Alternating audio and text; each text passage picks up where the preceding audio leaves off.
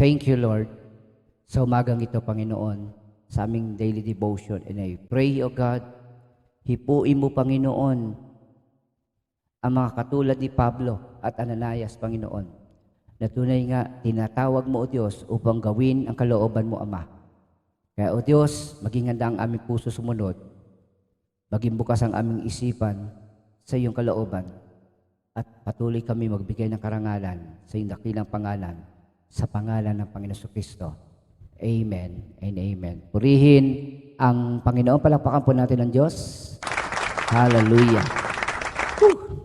Natapos po tayo sa Colossus kahapon, and then ngayon, sabi nga natin, parang break. Ano yung break? Ibig sabihin, break from reading the Bible book by book, chapter by chapters, no? So, sa oras na to, sa mga susunod na araw ay pag-uusapan natin yung mga experiences.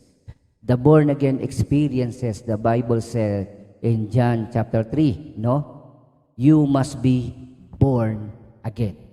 No? So, kinakailangan kang ipanganak na muli. It is not enough to have a knowledge of God. It is not enough that you call on Jesus as Lord or Master. Ang sabi doon ng Panginoon, you must be born again. Okay? So, makikita natin ngayon, sabi nga natin, in the future, bukas, pag-usapan natin yung wandering Christians.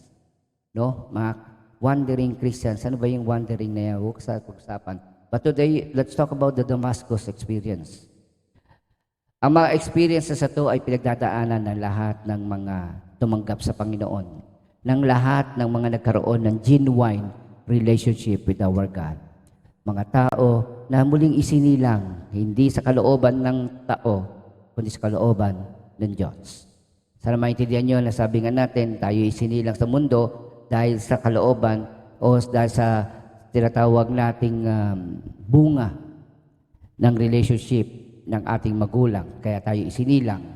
So, ganun din, tayo ay muling isinilang sa ikalawang pagkakataon dahil sa ating relasyon sa Diyos. So, the Damascus experience is the story of Paul. Ito yung conversion story ni Paul of Tarsus, no? So, ano ba yung nangyari sa road to Damascus? And ano bang special dito sa Damascus na ito? Na ang lahat ng Kristiyano ay pwedeng makarelate. At dito makikita rin natin that the salvation of a person, kinakailangan talaga meron tayong participation. Okay? Sabi nga, God is the only way. No? Jesus is the only way, the truth, and the life. No one can come to the Father but through Him. So, mga kapatid, sabi nga natin, this is the truth, but not all know the truth. Kaya dapat may magsabi. Okay? Tuloy ang laban. So, sa oras to, humanda ka kapatid. Ilagay mo sa iyong comment section, handa na akong tanggapin ang kalooban ng Diyos. Ilagay niyo po sa comment section, handa na akong tanggapin ang kalooban ng Diyos. Hallelujah. Imagine, no? Mamimit mo si Lord ngayon. Now, ito ay ang buhay ni Pablo at ito ay hinalaw natin sa Acts chapter 9 verse sa chapter 9, and then yung ibang bahagi ay, sabi nga natin, yung ibang detalye ay kinuha rin natin sa Acts chapter 22. Okay. So, pag-usapan na natin. Ready na tayo? Hallelujah. Be excited. Ano ba nangyari kay Paul? Okay. Sabi ng verse 1, chapter 9, ulitin ko, Acts chapter 9. Samantala, masidhi ang pagnanais ni Saulo na usigin at patayin ang mga alagad ng Panginoon, kaya't lumapit siya sa pinakapunong saserdote. So, ang pinag-uusapan dito na Saulo ay si Pablo. Okay? So, ang sabi dito, ano ang kanyang motibo, anong gusto niyang gawin? Ito ang kanyang gustong gawin, usigin at patayin ang mga alagad ng Panginoon. Imagine a very religious person. A very religious person right now aims to kill, no? To persecute Christians. Naintindihan nyo? Yan ang nagiging problema ng tao. Kapag naging masidhi ang paniniwala niya sa relihiyon, hindi sa Diyos. Kaya marami mga extreme religion, no? Extreme faith, extreme believers that are willing to fight, to kill. Tandaan nyo. Kaya tingnan natin dito, sabi nga, kaya't lumapit siya sa pinakapunong saserdote. Humingi siya ng authority and power na hulihin, usigin, at kung pwede, patayin ang mga alagad ng Panginoon. Verse 2, at humingi ng mga sulat para sa mga sinagoga sa Damasco upang madakip niya ang sino mang matagpuan niya roong kaanib sa bagong pananampalataya, maging lalaki, maging babae, at madala sa Jerusalem. A very serious mission. Not to give life, but to kill. No? Hello. Ito yung Pablo na gumawa ng sulat sa mga taga-Pilipos, taga-Ephesus, sa mga taga-Thessalonica. Ito yung kasama ni Timothy. Ito yung narinig natin kahapon sa kanyang huling bahagi ng sulat. Ito yung Pablong mapagmahal. Bago siya nakakilala kay Kristo. He is really a passionate, legalistic Pharisee. Pharisee po siya Pariseyo yan. Okay? So, ayaw lang niya na kontrahin ang gawain ni Lord. Gusto niya lipulin, ubusin ang mga Kristiyano. Okay? Tuloy natin. Ikaw ba yan? Pwede ba ikaw yan? Kapatid, kapag ikaw ay nakakita isang taong napapahamak at wala kang damdamin na siya ay itama, ituwid, mukhang kaisa mo si lumang Pablo. Hello? Kung alam mo mali ang ginagawa ng isang tao at hindi mo itinuwid, then, kaisa ka ni Pablo, yung lumang Pablo. Okay? So tuloy natin. Sabi dito, naglakbay si Saulo patungong Damasco. Nang siya'y malapit na sa lungsod, biglang kumislap sa paligid niya ang isang nakasisilaw na liwanag mula sa langit. Kaya ito'y tinatawag nating Damascus experience sapagkat nangyari ito sa daang Damasco. Okay? This is really a realistic place na talagang historical to. So, sabi nga natin, dito na-experience ni Pablo ang ating Panginoon. Nang siya'y malapit na sa lungsod, biglang kumislap sa paligid niya ang isang nakasisilaw na liwanag mula sa langit. No? Alam naman natin, umaga nung araw na yon. So, ibig sabihin ay lumiwanag ng higit kaysa dati yung araw. Verse 4, ano pat nasubasob siya at narinig niya ang isang tinig na nagsalita sa kanya, Saulo, Saulo, bakit mo ako inuusig? Hello. Bakit mo ako inuusig? Tapos nagtanong si Pablo sa verse 5, sino po kayo, Panginoon? Tanong niya, ako'y si Jesus, ang iyong nuusig. Tugon sa kanya. Hello. Na-discern niya na yung tinig na yon ay hindi tao. Ang tinig na yon ay Diyos. Kaya nung oras na yon, ang itinawag niya ay Panginoon. Kahit sa unang pagkakataon, na-discern niya ang ating Diyos. Pero hindi niya kilala. Kaya sabi dito, sumagot ang Panginoon, ako si Jesus ang iyong inuusig. Hallelujah. In Acts chapter 22 verse 10, may isang detalye na dinagdag si Pablo tungkol dito sa pangyayaring ito. In Acts chapter 22 verse 10, ay nagtanong si Pablo, at akin ding tinanong, ano po ang gagawin ko, Panginoon? Ang tugon sa akin, tumindig ka at pumunta sa Damasco, sasabihin sa iyo roon ang lahat ng dapat mong gawin. Kaya kapatid, what must be our attitude when we hear the word of God? What must be your attitude when you listen to all the preachers, to all the servants of the Lord who share the gospel. Ang sabi dito, what shall I do, Lord? I ask.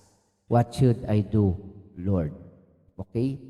So yan ay nasa Acts 22:10, hindi kasama sa chapter 9. But sabi nga natin, it is the same. Si Paul ang nagkwento nito. Kaya lang detalyado yung sa Acts 22. Okay? Next. Sabi dito, tumindig ka't pumasok sa lungsod, sasabihin sa iyo roon kung anong dapat mong gawin.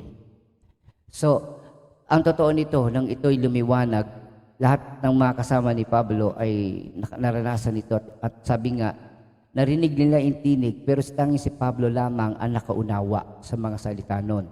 So, lahat sila natakot nung oras na yun. Pero sabi nga si Pablo ay nakarinig siya ng mensahe, a very strong message, clear message.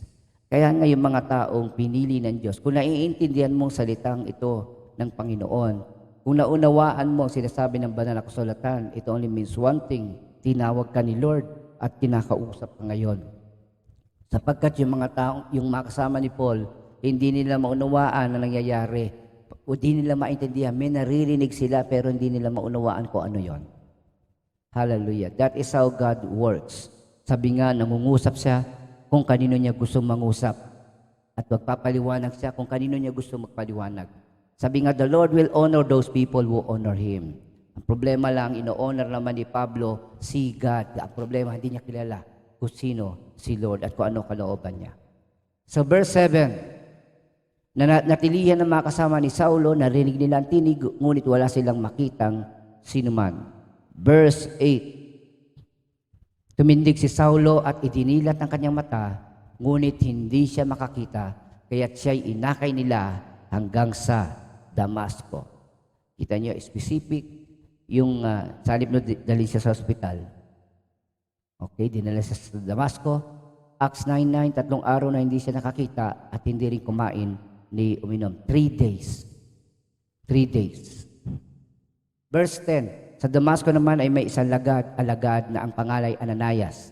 Tinawag siya ng Panginoon sa isang pangitain, Ananias. Ano po yun?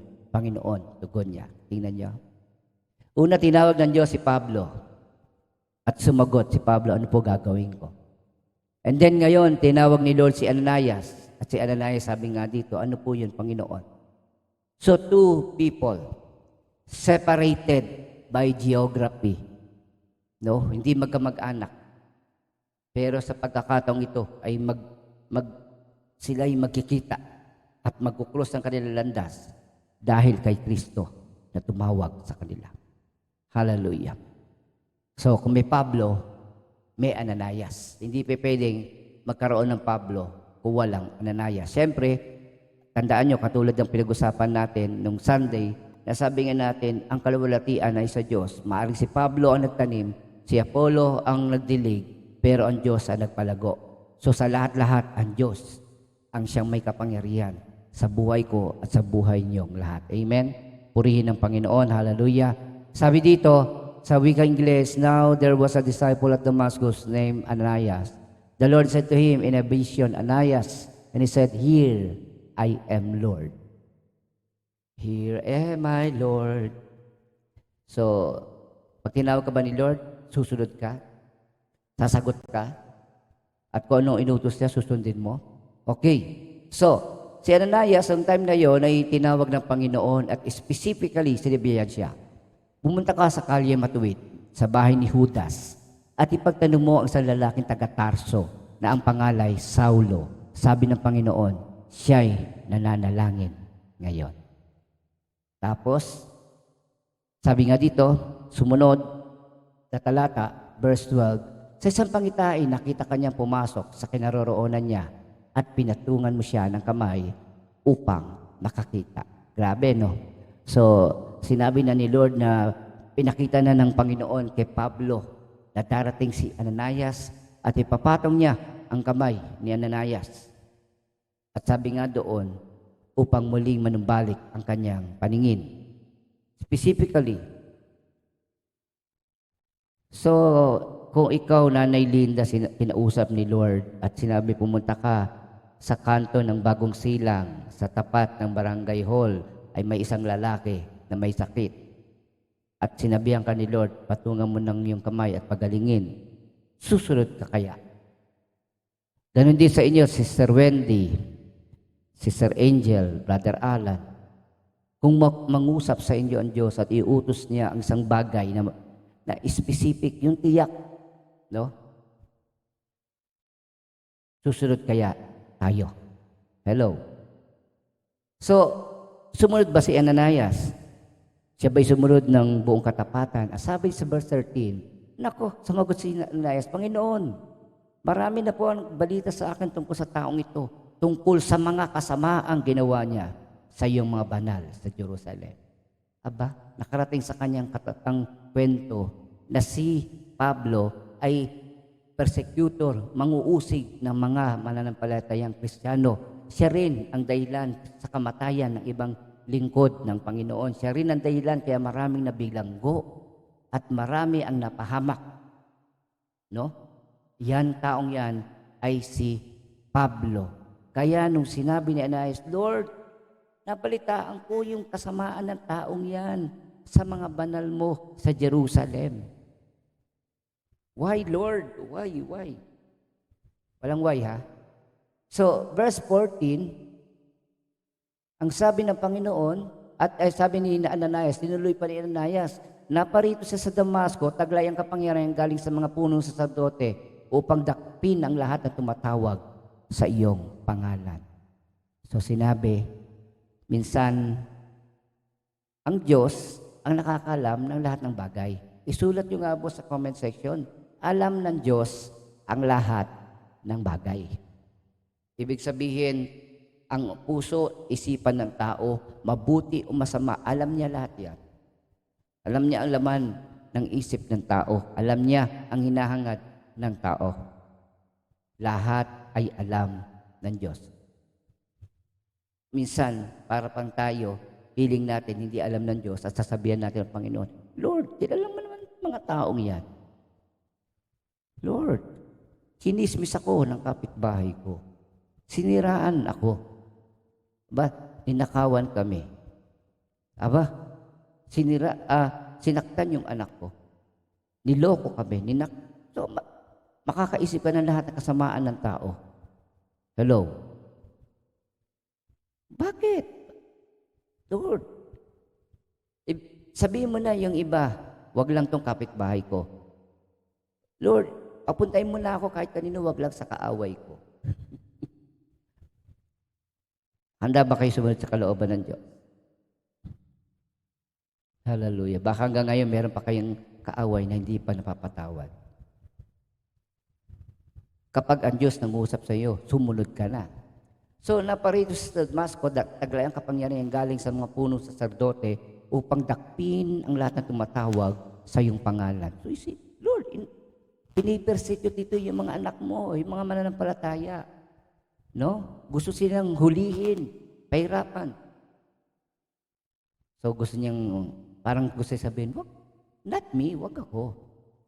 Ngunit sinabi sa kanya ng Panginoon, pumaroon ka sapagkat hinilang ko siya upang ipakilala ang aking pangalan sa mga hentil, sa mga hari, at sa mga anak ng Israel.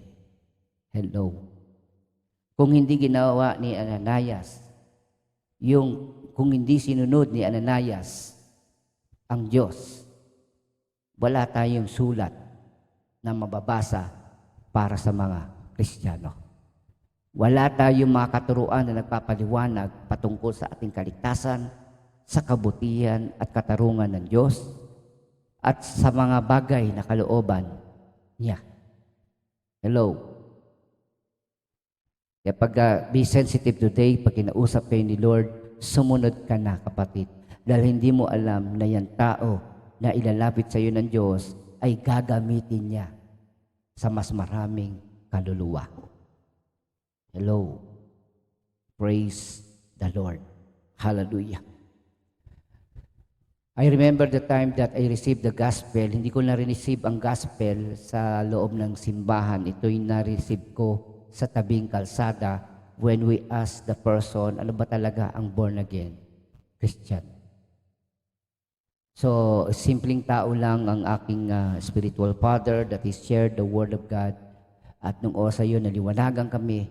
At sabi nga natin na born again kami, na born again ako. At ngayon ay naging pastor. Hindi niya alam na naging pastor ang isa sa sinyera niya. No, hindi niya ako sinyera na isang oras, kundi maikling sandali. At yun ang naging seed o binhi ng aming pananampalataya, ng aking pananampalataya. Kaya ngayon, ako'y narito sa inyong harapan, naglilingkod, kasama kayo. Kayo rin ay bunga ng aking spiritual father at ang aking spiritual father ay bunga rin ng ibang Ananias na sumunod, hindi nag-doubt, hindi nagdalawang isip. Basta't sinabi ng Diyos, susunod ako. Maaaring ang kausap mo ay isang kaluluwa, pero hindi mo alam kung hanggang ilang kaluluwa ang dadali ng taong yan sa pangalan ng Panginoong Jesucristo. Amen? Ano ang dapat lang natin gawin? Sumunod ka na. I-type mo nga dyan sa comment section, sumunod na tayo mga kapatid. Ay, sorry. Mali. Natawa tuloy ako. Yun. Palakpakan natin ang Panginoon. Ginigising ko lang ang inaantok. Hallelujah. Verse 16. At ipaalam ko sa kanya ang lahat ng dapat niyang tiisin, alang-alang sa akin. So imagine, si Ananias ang gagamitin ni Lord, ginamit ni Lord para kay Pablo. Si Ananias ang naging instrumento para ang isang taong masama, isang taong manguusig, isang taong mamamatay tao, isang taong bulag ang pananalig, ay maging isang lingkod na tapat sa ating Diyos. Kaya sabi dito, pumunta nga si Ananias, pumasok siya sa bahay at ipinatong ang kanyang kamay kay Saulo. Kapatid na Saulo, wika niya, pinapunta ako rito ng Panginoong Jesus na napakita sa iyo sa daan nang ikaw ay papunta rito. Sinugo niya ako upang muli kang makakita at mapuspos ng Espiritu Santo. Grabing mensahe. Diretso. At sabi dito, ano naging bunga nito? Pagdakay, may nalaglag na tila mga kaliskis mula sa mga mata ni Saulo at nakakita na siya. Tumindig siya agad at nagpa-bautismo. God is good. God is great. Hallelujah. Grabe, no? Purihin ang Panginoon sa katotohanan ito. Acts 9:19. Kumain siya at nanauli ang kanyang lakas. Si Saulo'y ilang araw na kasama-sama ng mga alagad sa Damasco. Nung una nga makita si Pablo, si Saulo, ng mga mananampalataya, ilag sila, takot sila. But praise God, because of Ananias, no? Na-realize sila na totoong nakakilala na, tumanggap na si Pablo. Kaya sa harap ng Diyos, walang taong masama o pinakamasama na hindi magsusuko ng kanyang buhay sa ating Diyos. Basta't merong isang Ananias na magpapagamit at magdadala ng mensahe ng kaligtasan. Amen po ba? Acts 22, verse 3, sabi ni Pablo, ako'y isang Hudyo, ipinanganak sa Tarso na Cilicia. Ngunit lumaki rito sa Jerusalem, nag-aral ako kay Gamaliel at buong higpit na tinuruan sa kautusan ng ating mga ninuno. Tulad niyong lahat, ako'y masugid na naglilingkod sa Diyos. Sabi nga, kung pagsunod, relihiyon, meron siya pag-aaral sa pinakamagaling na nagguro. Pero ang nakalulungkot, mga kapatid, ay ang katotohanan na hindi niya nakilala ang Panginoong Jesus. Hallelujah. Purihin ang Panginoon. At sabi dito, verse 4, pinaalala niya, inusig ko at pinapatay ang mga sumusunod sa daang ito. Pinagapos ko at pinabilinggo sila, lalaki at babae. Kaya sa Panginoon, walang hindi kayang baguhin ng Diyos, walang bagay na hindi magagawa ang Diyos. Lahat ay mapangyayari niya. Lahat ay magagawa niya. Sa Diyos, lahat ay posible. Isulat mo nga sa comment sa ating FB Live. Lahat ay posible sa Diyos. Lahat ay posible sa Diyos. Ay, nako. May nambabato sa akin. Hallelujah. Purihin ang Panginoon. Sipin niyo yun. Isang araw, may isang Pablo. Si Pablo na nagdala ng mabuting balita sa labas ng Israel, sa mga bansa sa Europa. Hello. No? Ikaw kapatid, baka ikaw si Ananias o baka ikaw si Pablo na dadalhin sa iba't ibang lugar. Amen? Sumunod na tayo sa Panginoon. Kaya mga kapatid, ang Damascus experience na ito ay ang personal encounter ni Pablo kay Jesus. Lahat ng mananampalataya na tinawag ng Diyos ay dadaan sa Damascus experience. Ano yung Damascus experience? Wherein Jesus Himself will speak to you. Jesus Himself will talk to you. Amen? Hallelujah. So sabi dito, another thing, ang Damascus experience ay isang katotohanan patungkol sa dalawang tao na tinawag ng Diyos. Sino? Si Pablo na inutusan niyang sumunod at si Ananias na inutusan niyang sumunod. No? Sa English, pareho sa Tagalog eh. Paul was called to follow God, to follow Jesus. And then Ananias was called, unang-una, Christian na siya. So he was called to obey. He was called to go.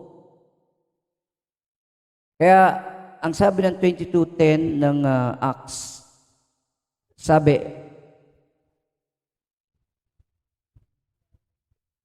langga kinausap ng Diyos si Paul, ito sabi niya sa English version, and I said, "What shall I do, Lord?"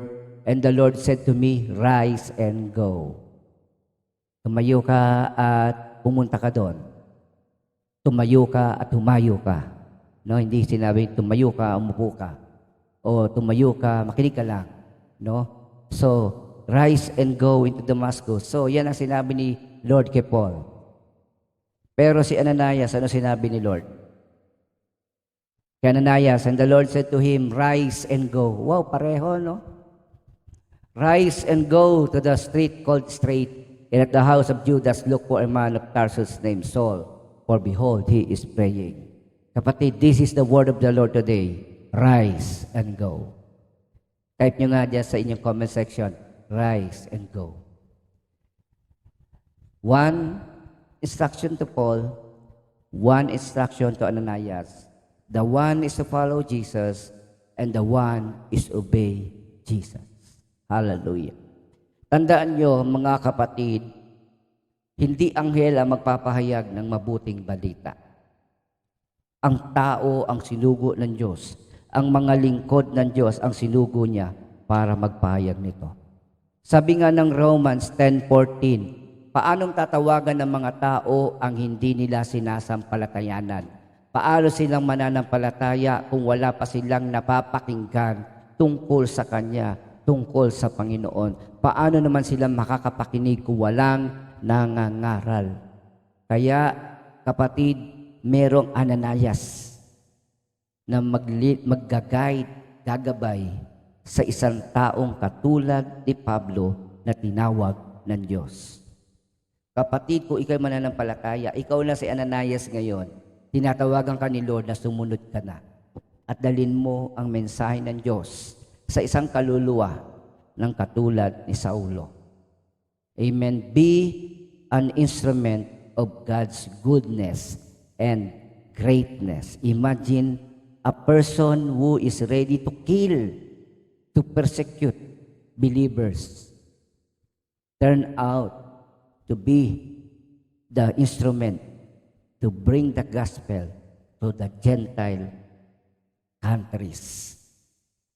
Kapatid, dahil merong Ananias, kaya merong Paul. Sabi nga natin mga kapatid, that is always the way. Kaya nga sabi ni Lord, humayo kayo. Gawin yung alagad ko ang lahat. So, nakita niyo po mga kapatid, Romans 10:15 says, at paano makapangangaral ang sinuman kung hindi siya sinusugo? Ayon sa nasusulat, o kay inam na makitang dumarating ang mga nagdadala ng mabuting balita. Imagine, after receiving the message, Paul quickly accepted the Lord and was baptized. Grabe. And he was a new man. Nang makilala niya si Lord, binago siya. Ang dating kinatatakutan ng mga Kristiyano ay kinatatakutan na ngayon ng mga kaaway ng dyablo. Amen? Hallelujah. Hebrews 4:7. Makinig kayo mga Ananias. Makinig kayo mga lingkod ng Panginoon. Lagi niyo isipin na may isang Paulo o Saulo na nag-aantay na makarinig ng mabuting balita. Kaya't muli siya nagtakda ng isang araw ngayon. Pagkalipas na napakatagal na panahon, sinasabi niya sa pamamagitan ni David, kapag narinig niyo ngayon ang tinig ng Diyos, huwag maging matigas ang inyong ulo. Kaya kapatid, sumunod ka na sa kalooban ng Diyos. Amen. Hallelujah. Purihin ang Panginoon nating Diyos. Hallelujah. Praise God. Hallelujah. Hallelujah. Naintindihan natin mga kapatid. So today, sino ka? Ikaw ba si Pablo? Natatanggap pa lang sa Lord?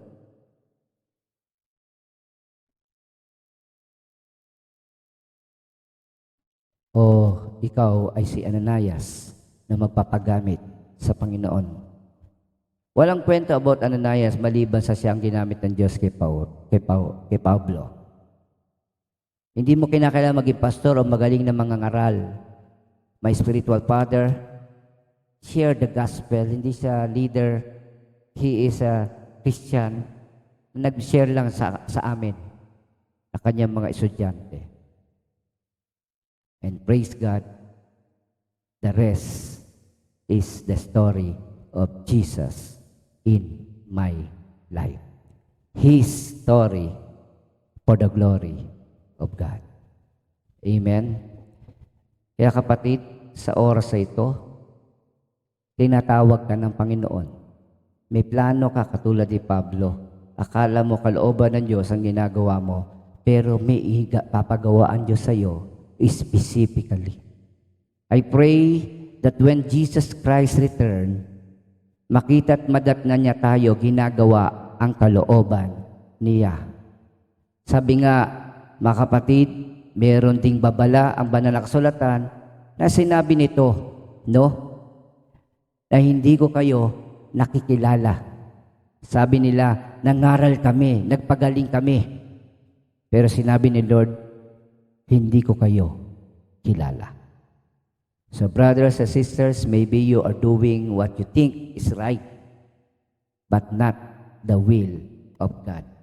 So kapatid, in this Damascus experience, let God, hallelujah, guide you and have a genuine encounter with Jesus speaking to you, talking to you, and sending you to go, to rise and to go. Heavenly Father, we thank you and we bless you right now sa bawat isa na nakikinig ngayon at dalangin ko po, Lord, na huwag lang ito pumasok sa kanilang pandinig, kundi ito ay tumuloy sa kanilang puso at sa kanilang isipan, at ito ay magbunga ng pagkaunawa at paggawa ng tamang pagsunod sa iyong kalooban. Father God, there are still many souls, Saulo o Pablo, na gagamitin mo. Naghihintay lang malaman ang katotohanan. So Lord, here I am. Send me, Lord. So is the Jesus our provider, Christian Fellowship. Lord, send us, O God. At sa mga nakapakinig ng mensaheng ito, Lord, this message belongs to them for your glory. I pray, O God, hallelujah, they too, sila mismo, Lord, ay susunod sa iyo, Lord. Thank you, Father. Bless them. And Lord, kung kinakailangan na sila ay gumaling sa kanilang sakit upang magawa ang kalooban mo, Lord, so be it. Give them reason, Lord, to live. Give them purpose in their lives, O God. In Jesus' mighty name, amen and amen. Kaya mga Ananias at mga Pablo, lagi tayong sumunod sa kalooban ng ating Diyos na buhay. Kapatid, walang pinipili ang Diyos.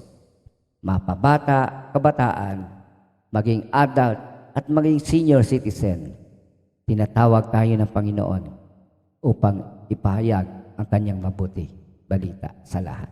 Palakpakan natin ang ating Diyos. Glory to God. Magandang umaga po. Pagpalain tayo ng ating Diyos na makapangyarihan. Diyos na buhay. Amen and amen. Hallelujah.